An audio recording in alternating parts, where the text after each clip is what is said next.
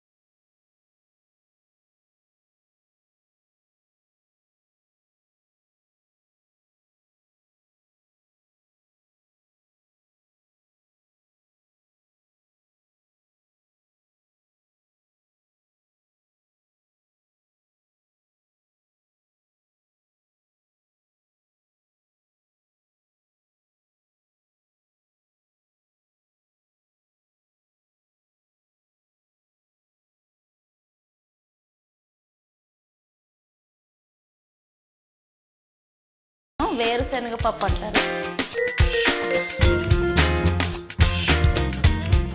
కొద్దిగా పల్లీలను ఎక్కువ యాడ్ చేసుకుంటున్నాను సో దట్ మసాలా ఎక్కువగా ఉండాలని చెప్పేసి. నెక్స్ట్ ఇంకా కొద్దిగా మినపప్పు కూడా యాడ్ చేసుకుంటున్నాను.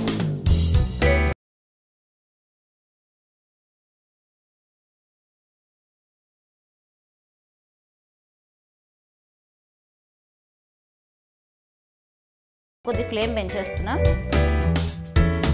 ఈ ప్రాసెస్లో కనుక మనం చూసుకుంటే ఆయిల్ యాడ్ చేయట్లేదు ఇక్కడ. సో ఈ ప్రాసెస్లో మనం చూసుకుంటే కనుక నేను ఆయిల్ యాడ్ చేయట్లేదు, మొత్తం డ్రై రోస్ట్ చేస్తున్నాను.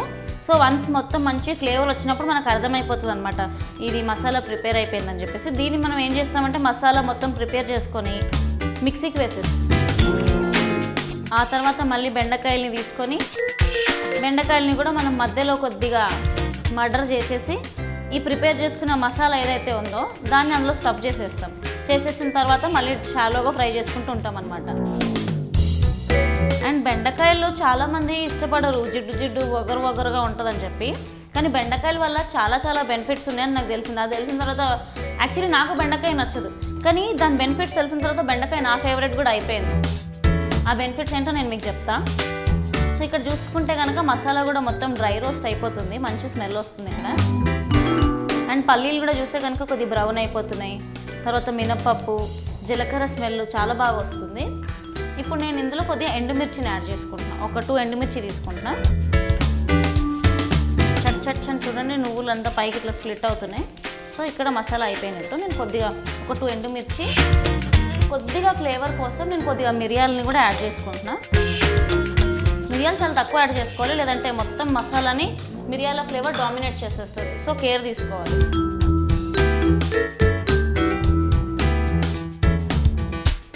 ఇది ఫ్రై అయిపోయిన తర్వాత దీంట్లో మళ్ళీ కొన్ని యాడ్ చేసిన తర్వాత ఆ తర్వాత మిక్సీకి వేసి గిరా తిప్పేసి ఆ తర్వాత మసాలాని బయటికి తీసి బోల్డంత ప్రాసెస్ ఉంది బాస్.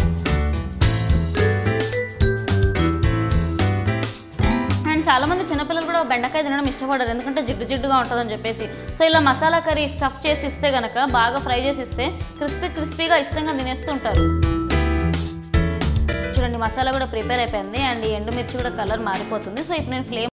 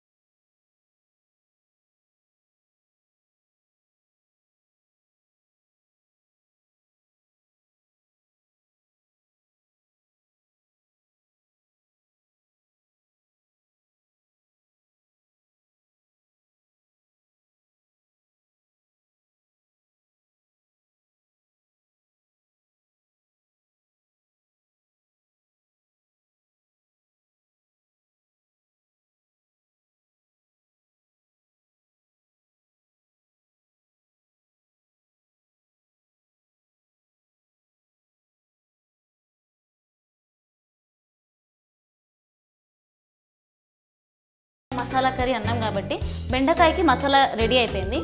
నెక్స్ట్ ఇప్పుడు బెండకాయలు పని చెప్తాం మనం. సో ఏంటంటే ఇప్పుడు ఫస్ట్ మనం ఒక చాపింగ్ బోర్డ్ తీసుకొని పెడేసి ఇప్పుడు బెండకాయలని దీంతో మర్డర్ చేయాలన్నమాట. బెండకాయల కంటే కత్తి పెద్దగా అయిపోయింది.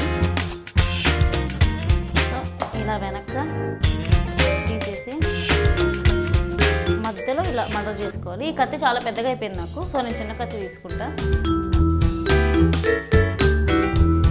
కొద్దిగా గ్యాప్ లాగా క్రియేట్ చేసుకోవాలి మసాలా స్టఫ్ చేయడానికి. సో వీలైతే ఇట్లా ఇందులో ఉన్న సీడ్స్ని తీసేయడానికి ట్రై చేయండి. ఇలా ఒక 3-4 కట్ చేసుకుందాం. సో ఇలా చాప్ చేసేసుకొని ఫస్ట్ దీన్ని తల తీసేసిన తర్వాత మధ్యలో చాప్ చేయాలి. It's like indirectly doing a murder. Murder అంటే మరీ భయంకరంగా ఉంది, ఆపరేషన్ అనుకుందాం. సో ఇట్స్ లైక్ బెండకాయని కొద్దిగా మనం ఆపరేషన్ చేస్తాం. లేడీస్ ఫింగర్, లేడీస్ ఉండితేనే టేస్టీగా ఉంటుంది అనుకుంటా, అందుకే దీని పేరు లేడీస్ ఫింగర్ అన్నారు. నేనే లేడీస్ ఫింగర్లో ఉన్నా, నేను లేడీస్ ఫింగర్ ఉండడం ఏంటి అని అనుకుంటున్నారా? అప్పుడప్పుడు ఆశ్చర్యాలు ఇలా జరుగుతూ ఉంటాయి అనమాట. అయితే సారీ, కరెక్షన్ ఏంటంటే లేడీ ఫింగర్. ఇక్కడ ఇంతమంది లేడీస్ ఉన్నారు కాబట్టి లేడీస్ ఫింగర్ అని అన్నా. అంటే గ్రామటికల్ మిస్టేక్స్ అవుతూ ఉంటాయండి, కవర్ చేసుకోవాలి. ఎంతైనా తెలుగే, మరి ఇంగ్లీష్ వచ్చిరాని భాష. అండ్ ఆ తర్వాత ఏంటంటే ఇందాక అన్నాను కదా, ఫ్యాక్ట్ ఈజ్ దట్ నాకు బెండకాయ అంటే లైక్ స్టార్టింగ్లో ఇష్టం లేదు, ఇప్పుడు ఇష్టం పెరిగిపోయిందని చెప్పేసి. దీనివల్ల చాలా బెనిఫిట్స్ ఉన్నాయండి. లైక్ ఫర్ ఎగ్జాంపుల్ చాలామందికి తలలో డాండ్రఫ్ ఉంటుంది. షాంపూ వల్ల ఆ డాండ్రఫ్ అనేది పోకపోతే కనుక ఈ బెండకాయని ఫస్ట్ మనం రౌండ్గా కట్ చేసేసుకొని వాటర్ బాయిల్ చేసేసుకొని ఈ బెండకాయలని అందులో మిక్స్ చేసేసి ఆ తర్వాత లాస్ట్లో కొద్దిగా నిమ్మకాయ వేసేసి ఒక ½ అవర్ పక్కకు పెట్టేసుకున్న తర్వాత స్నానం చేయడానికి ముందు బాగా ఈ బెండకాయ జ్యూస్ ఏదైతే వేడి వాటర్లో ప్రిపేర్ అయిన జ్యూస్ ఉందో తలకు పెట్టేసుకొని ఆ తర్వాత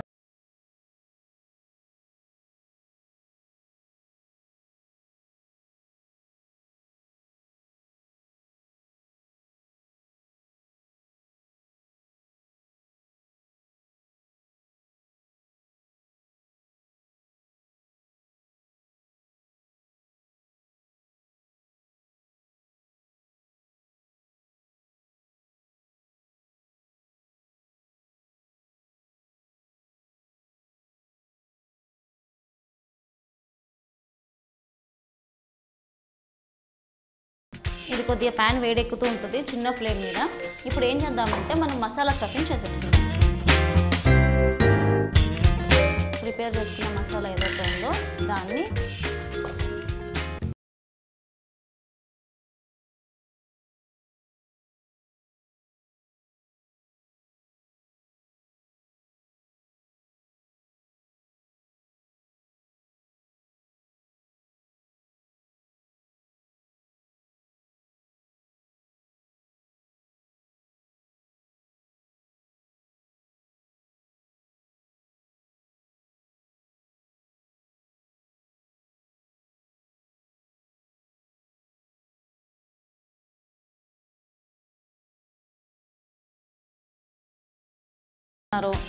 బెండకాయని బాగా తినేసేయండి.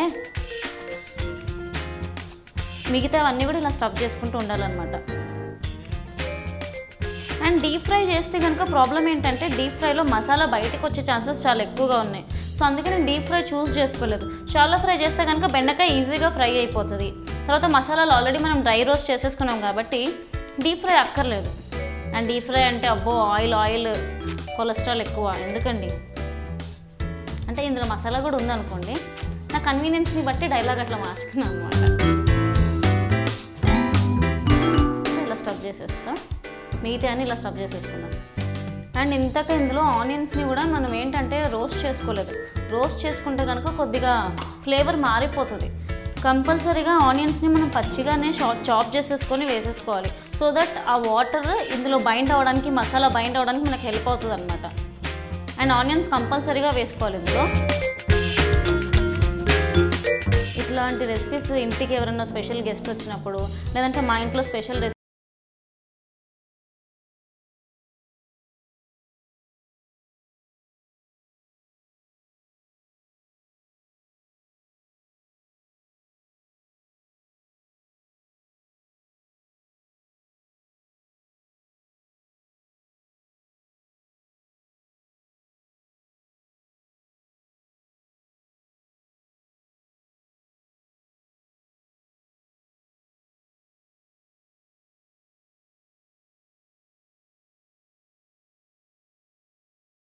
చిక్ ఫ్రై చేసేస్తే అయిపోయింది.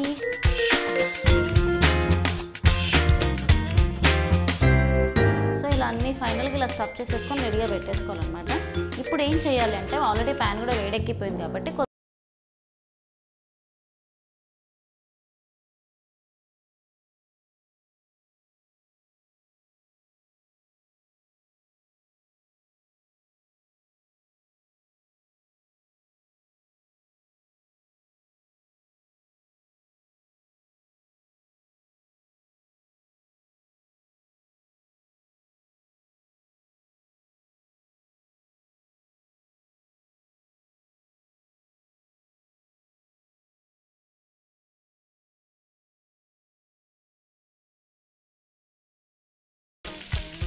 ఇప్పుడు చాలా మంచి ఫ్లేవర్ వచ్చేస్తుంది, అసలు సూపర్గా ఉంటుంది రెసిపీ. సో మసాలా మాత్రం బాగా ఫ్రై అయ్యేలా చూసుకోవాలి. ఇప్పుడు నేను ఏం చేస్తాను అంటే మసాలా వైపు టర్న్ చేస్తున్నాను. సో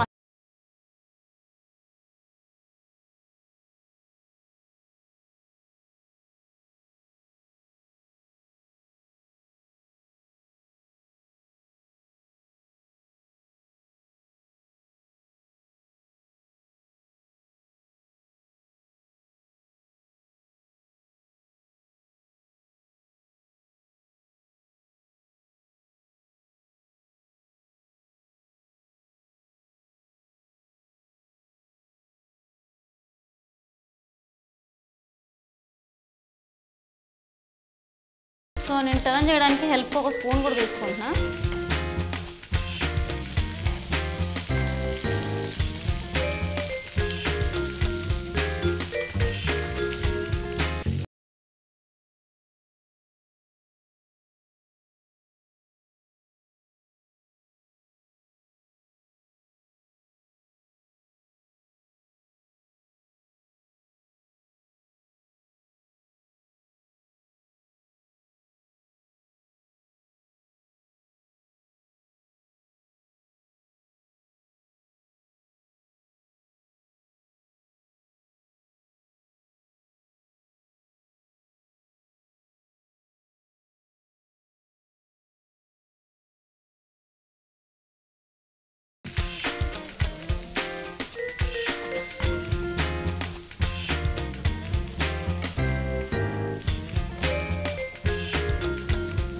సో చూస్తున్నారు కదండి, ఆల్మోస్ట్ ఇది ఫ్రై అయిపోయింది. సో వేరే సైడ్ కూడా మనం టర్న్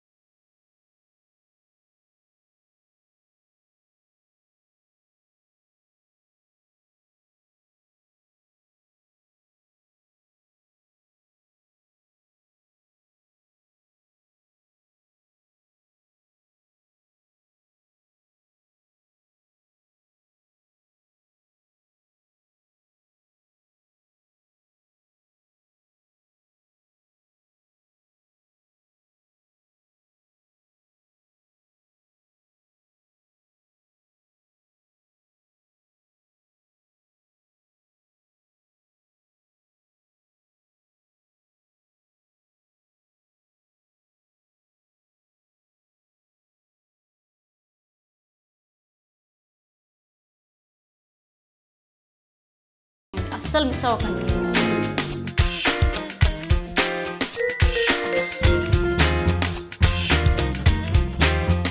కదండి బెండకాయ మసాలా కర్రీని. మీరు కూడా మీ ఇంట్లో తప్పకుండా ట్రై చేయండి. మళ్ళీ నెక్స్ట్ ఎపిసోడ్లో మీట్ అవుదాం. Until then you guys take care, keep smiling and keep watching studio వంటిల్లు.